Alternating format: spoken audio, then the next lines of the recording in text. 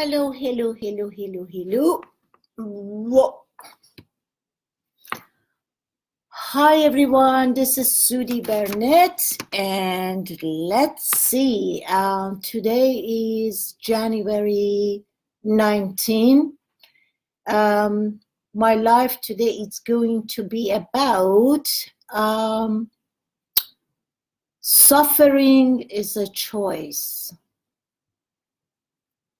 But the way we understand that we have the ability to choose is to overcome our mind. So when I say suffering is a choice, a lot of us don't really believe that. What does it mean? Suffering is something that just happens to me, and I have no control over it.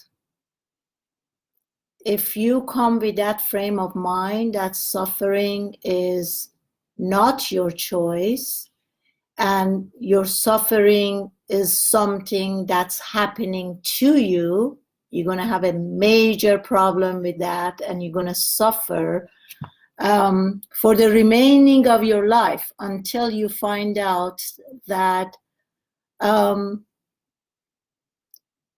you can choose, or you can basically watch the conversation that's going in your head, the voice that's constantly talking and telling you this is right, that's wrong, this is what's going on, this is the reality outside. If you're going to listen to that and not having awareness about it, you're going to have a problem.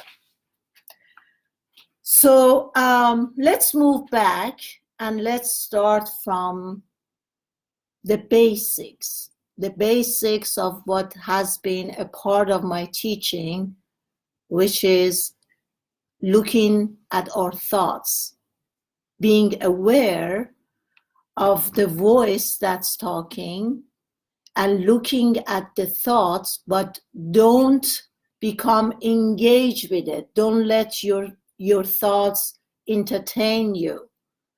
Look at your thoughts and then observe every word or essence, but then again, look at it with the different eyes and say, this is a conversation that's going on there.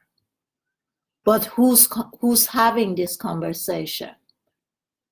If we pay attention to the frame of our minds, we notice that it looks like, or it seems like, there is more than one character who's speaking. So generally, let's look at our fears. When we look at our thoughts and the frame of thoughts that's coming from fear, we're looking at a situation and we're thinking, the situation that happened right now, I'm not agreeing with that situation. It's not the way that I really want it to be. So instead of agreeing with it, I don't mean in a way to agree and say, yes, this is all right, but agreeing that there is a voice outside of me who's being fearful of whatever situation is going to happen in the future, is not here right now, but agreeing with this voice that's having this conversation and say, I agree. Yeah, but this person who's having this conversation is not me, it's someone else. And as I'm listening to this person who's having this conversation, I'm agreeing with what that voice is saying, but then I separate myself from that conversation of fear or what's going to happen in the future. I'm not sure, the uncertainty. And then the minute you and I ask ourselves, we're not going to be fighting or arguing with that character or those characters who are agreeing or disagreeing. Now, as a third person, I'm saying I agree. You can think and say or have your fears. I agree. I'm not fighting with you. But then I'm going to separate myself from all that conversation. And then I ask myself, what do I think? So this is my belief that from the time you and I are born, our mind or our brain is like a software. Since we are living unconsciously and we're not aware of what's going on, anyone who comes in our surface, they start to throw something or add something to that software.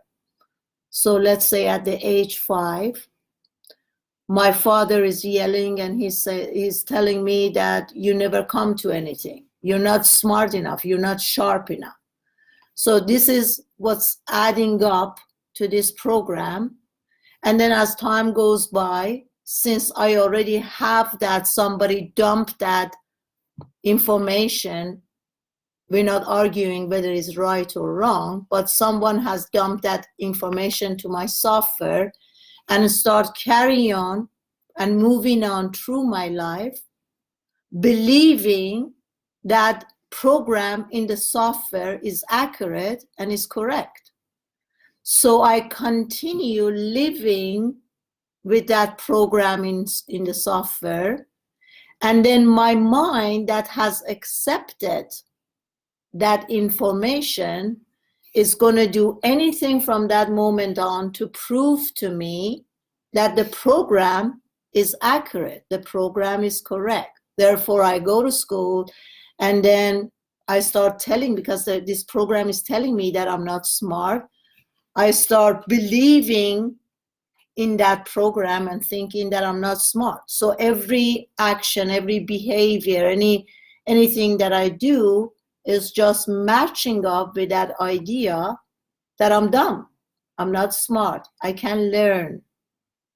Until years later, if I'm lucky enough, I come to that awareness to start looking back and understanding that there is a software outside of me with all these different programs is running by itself and I have no power over it. And the minute that I realize that, then I can choose, do I want to allow this program to continue playing a song that I don't like and is not to my benefit, or am I going to choose right now to stop this program? So the suffering comes from me allowing, first of all, that anyone who comes in my life throw whatever they want in my program. And secondly, I accept it and I allow that to become real to me, and I allow that to continue playing and happening in my life. Also, if we look at through another lens, why do we suffer as human beings? I would say most probably somehow we learn that it's not safe for us to be our authentic self, to be who we truly are. So somehow this program start picking up stories that when I start speaking, the parents or someone around me says, be quiet, you don't know anything, and you don't count to anything. And these start to adds up and play out.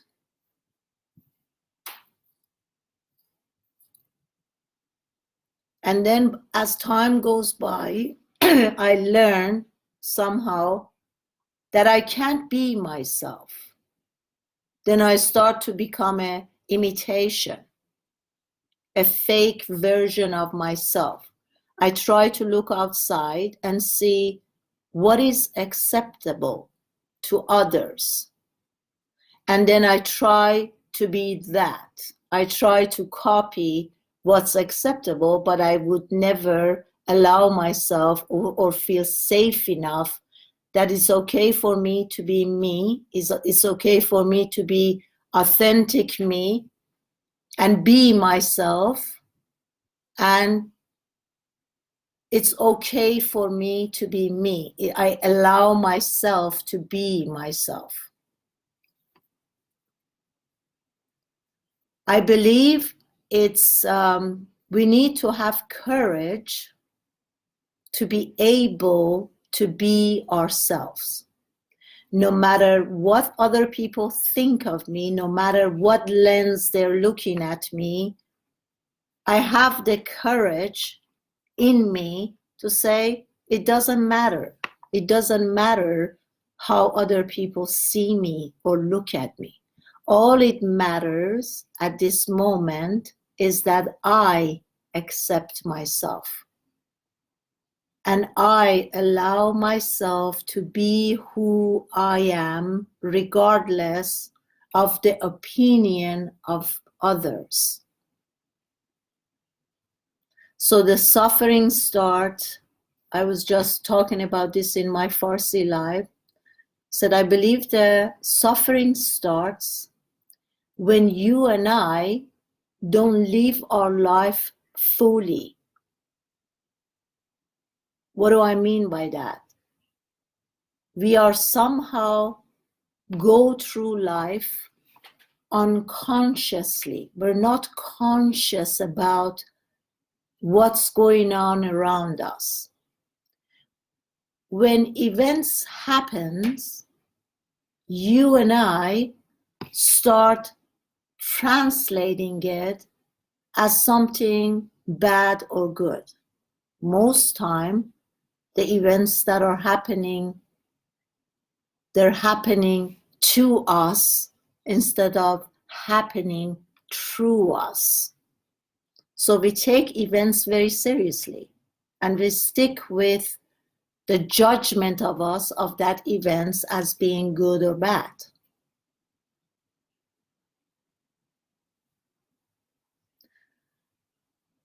Now, when some events takes place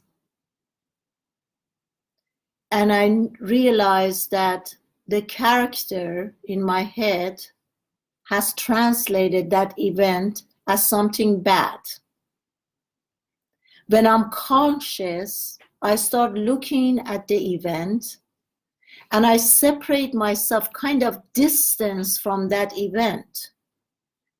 And I tell myself, let me look at this accident, incident, event with a different lens.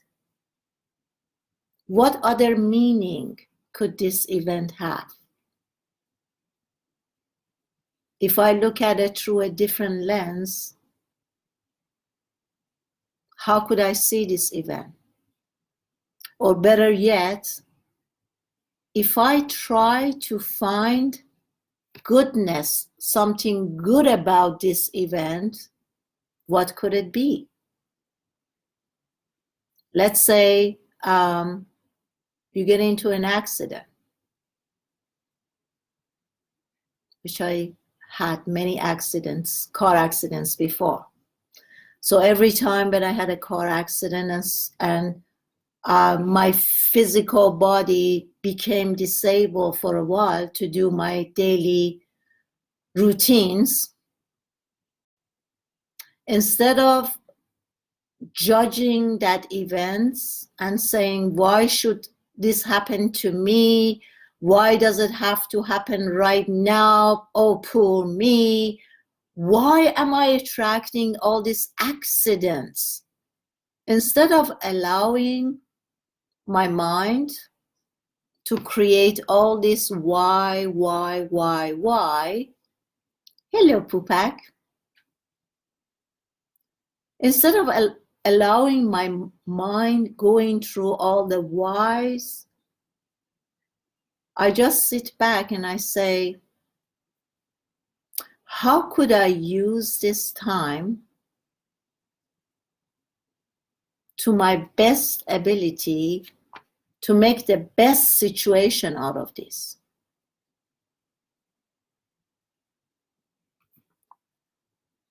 Humayun asked, do we have to pay you when we watch your videos? No, dear, you don't have to pay me. It's a free video. I'm going live on Facebook and Instagram. And once I'm down, this would be uploaded on YouTube, my YouTube channel, Sudi Burnett or Sudi Yazdi. It's all freebies. Okay. So now that I have been in an accident and my physical body has become disabled, I didn't become disabled in my mind. And through this time, I start thinking, how would I be able to use this to my best advantage? One of the ways would be that I can really start quieting down my mind. This would be the time that I could ask myself, how could I find a way within me? How could I create everything within myself? Where and what is this within thing that everybody is talking about? And then if I'm not judging any event as bad or good, and I'm trusting in the process of the divine or God or universe, whatever we believe in, that this is the best that could happen right now. And I'm sure, since the universe has my back the whole time, this situation is taking place right now for my best advantage. And I'm going to use that. I'm going to use this time to really find out about this amazing machine called brain. And I'm going to try to look for that software. The software that has been placed from the beginning of time, since I came here. And I'm going to look at this software very carefully. From the time I remember, do I remember when I was 2 years old, 4 years old, 5 years old? I'm going to go back and I'm going to start looking at the events, the meaning that my mind or my brain gave to that event. And I'm going to see if that would be a lesson. What did I learn from that event or that situation? And most of us, since we had a really tragic childhood, probably would say nothing.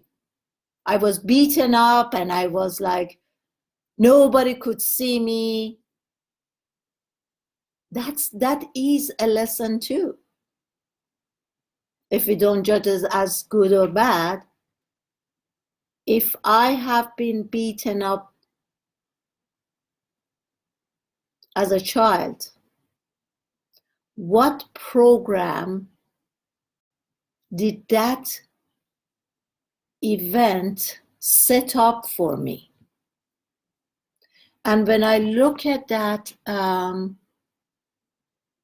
event and what I learned from it,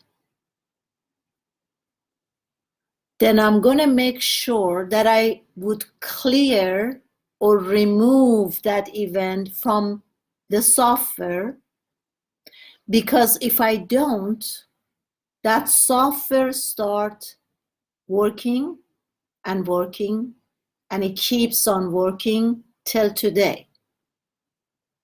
So I can be really deeply urging for a loving relationship.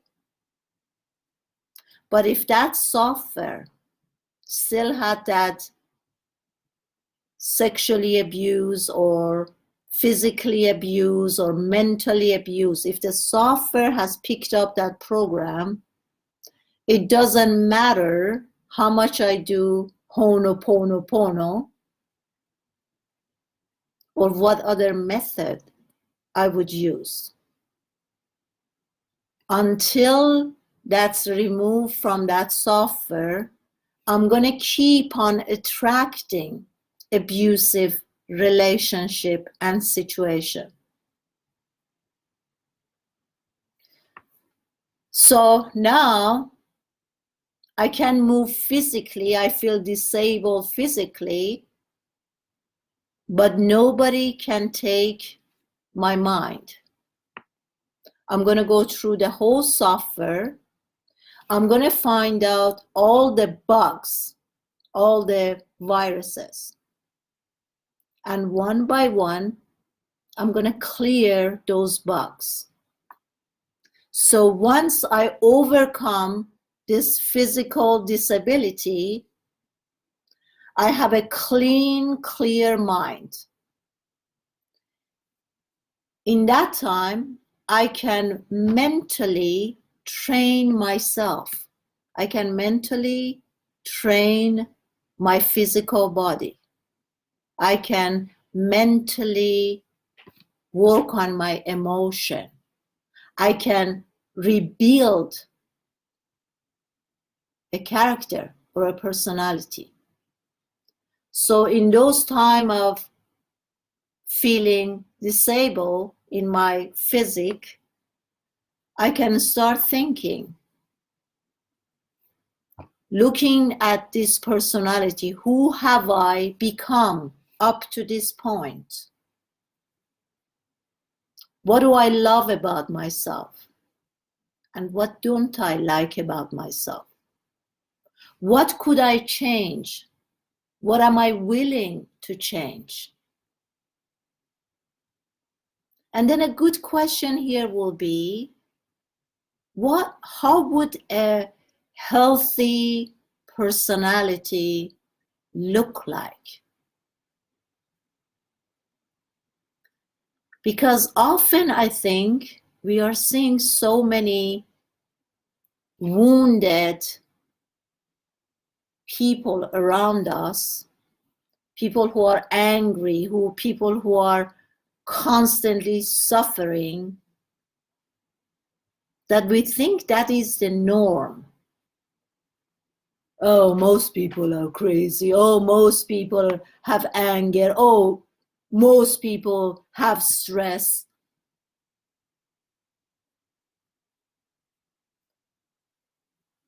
At this moment, let's all of us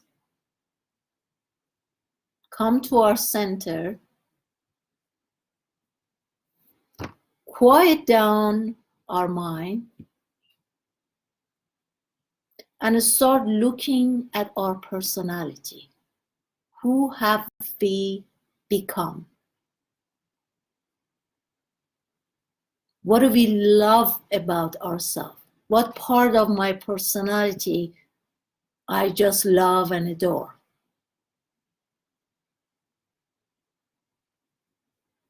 And what part I don't like? What are my weaknesses? What parts do I need to give more energy to strengthen?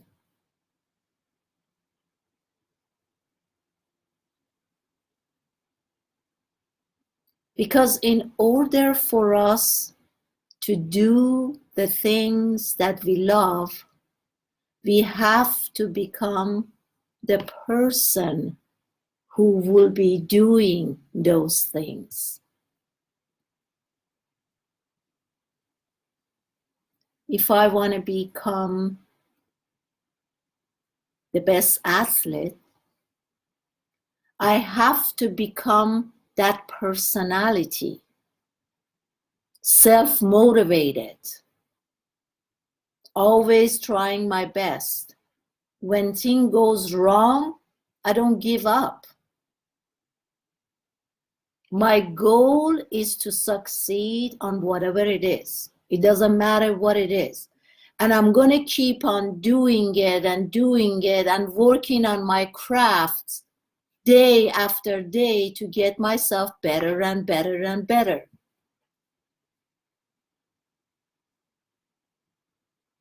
I remember many years back, I had a session with this lady. She contacted me because she had cancer.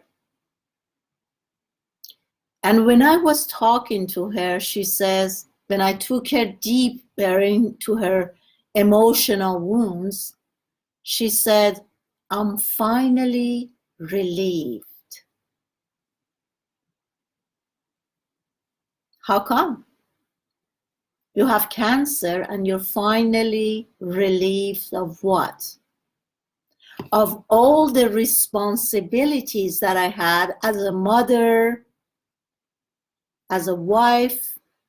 I had to take care of my parents, the elderly parents, and doing all these things.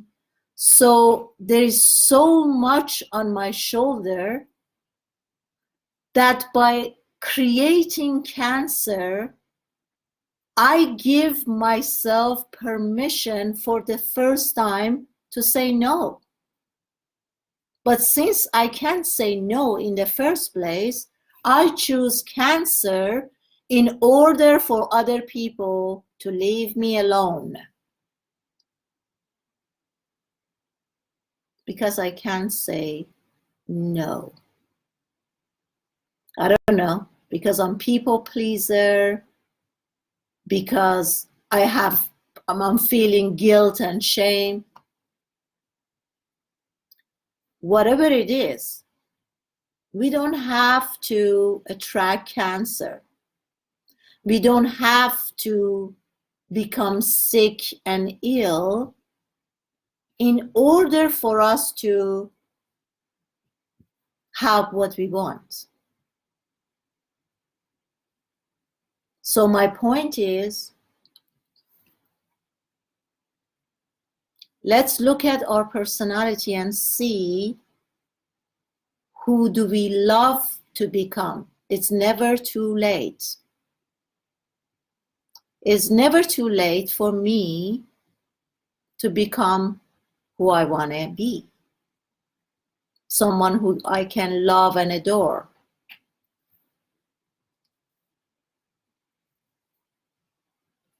So going back to suffering, I think we suffer because we don't accept what is. We always into resistance with life itself. Whatever is going on here right now is not good. It has to be something else. So if my lens is not okay or agreeing with what is, I am constantly going on Instagram and I'm going on Facebook and I'm looking at everybody else. In that moment that she's getting the engagement ring in front of Eiffel Tower, I look at that and I'm like, oh, she's so lucky. But I'm not aware that that moment is when those people are putting their happy mask on. They're giving their phone to somebody else. Hey, can you please take a picture of us? And then he bows down and he hands her the ring. And they're both looking so happily and loving into the camera, take a picture. And I'm sitting here at my house and I said, wow. And then I compare myself to her and her life, and then I get jealous and I get, oh, she has something and I don't have that. So I suffer. And as we look at humans, they're always suffering. If you're not married, you suffer because you can't find a mate. It's so difficult and hard. You suffer. You get married, you suffer. Two people come and he's not what I was expecting him to be. He's not behaving the way I want him to behave. So I'm suffering when I'm married. If I don't have kids, I suffer. Oh, why can't I have a kid? What's going to happen when I leave this world and I don't have? What happened when I get older? I have no one to take care of me. We don't have a kid, we suffer. Then we have a kid, we suffer. Oh my God, she's sick today. He's sick today. He's not studying. There's something wrong with him. What if he becomes nobody?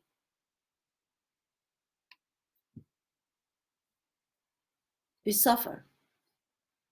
We don't have a job. We can't find a job. We suffer. We find a job. Oh, I hate this. I hate my boss. And he pays attention to someone else more. This one got a promotion. We suffer. Funny enough, most people are suffering or worrying about something that hasn't happened yet into the future. What if I get sick? A lot of people living their life here miserably. Thanks, Barisa June. Not only they're not enjoying themselves, but they're really suffering. They're having a hard time. They're feeling bad. They have anger. They're depressed. There is this and that. And then they worry about death. I'm really worried about dying. Well, you're half dead here anyways.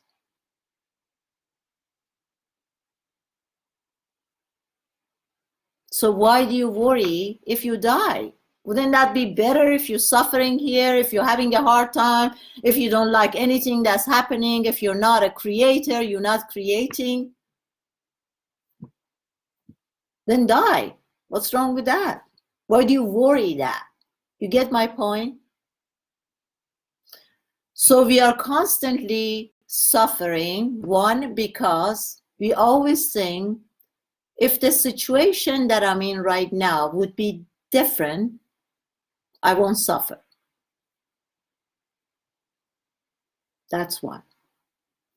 Secondly is we don't stop the conversation in our head. We just get into it and we believe everything that our mind ego is repeating constantly. And third, we are never authentic. I'm never allow myself to be who I truly am, to show myself without having any mask on. So the solution, yes, love. The solution, one of the solution is fiqhat sukut, to be aware as soon as a thought start taking place, boom, you cut it, and you come to that millisecond space of nothingness, quietness. So here's the deal. If you and I work on our physical body, start strengthening, working out, lifting weights, building muscles, jogging, running, making our physical body stronger, we can change our reality or destiny about 20 to 30%. Because once I'm physically healthy and strong, my emotions and my mind are affected by it. I make different, I can say I make different, my choices would be different. Because when I'm physically strong, I have that drive. It's like I'm more courageous. So the choices that I make comes from more energy and yes, I can do it. If we work on our mental body, if we keep on doing, cutting out the thoughts, don't allow the thoughts to be going, not listening to the conversation, separate ourselves from the dialogue in our mind. If we work on our mind, 60 to 80%, maybe even more, would affect my reality and my destiny.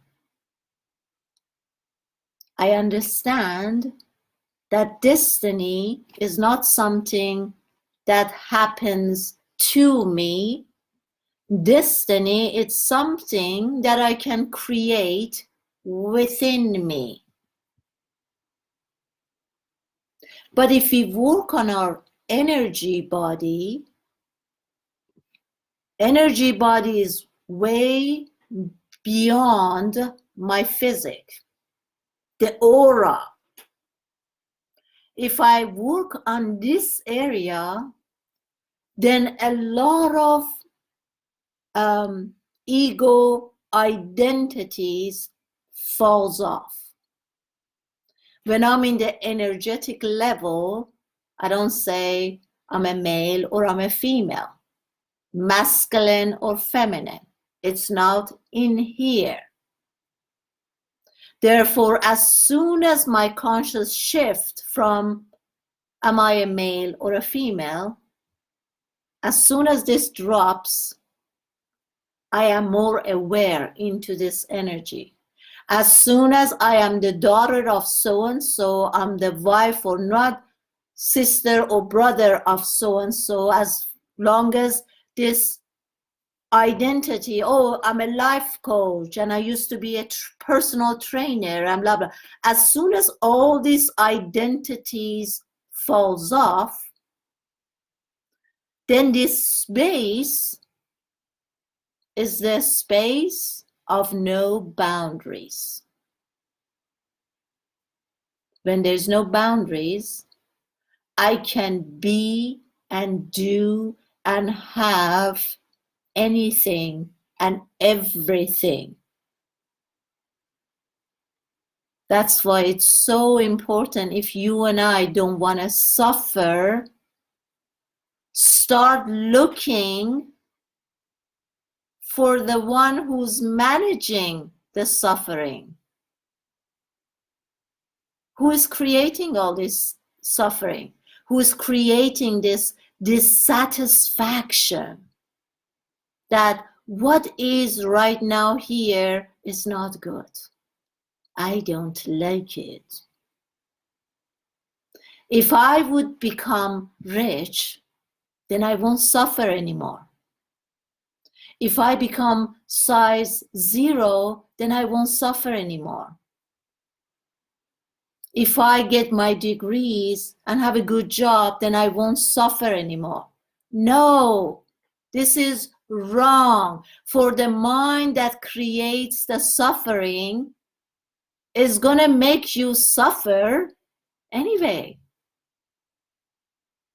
Actually, all those doings that we do, let's look at our hobbies. Oh, I dance, and when I dance for 2 or 3 hours, I feel so amazing. Oh, I go hiking, or I go to the nature. When I go to the nature, I feel great. Oh, when I jumpy jacks, I feel amazing. Those are all, I'm not saying they're bad. What I'm saying, all of those are distractions for you not to think about all the messes that your mind ego has created in the past. So I'm going to distract myself by doing all these activities, drinking, eating excessively. I'm going to do all this thing to distract myself from what my mind ego has created to this point and moment that I don't like, I don't agree with. It could have been different. It would have been different, but it's not. You see what I'm saying? There's nothing wrong for us to be active and to have hobbies and do all these things. All these things are great. But look at the intention behind it. Can you be okay with yourself 10 minutes without your phone, without the distraction from the outside? Could you sit in a room alone with yourself without a device in your hand and be okay with yourself?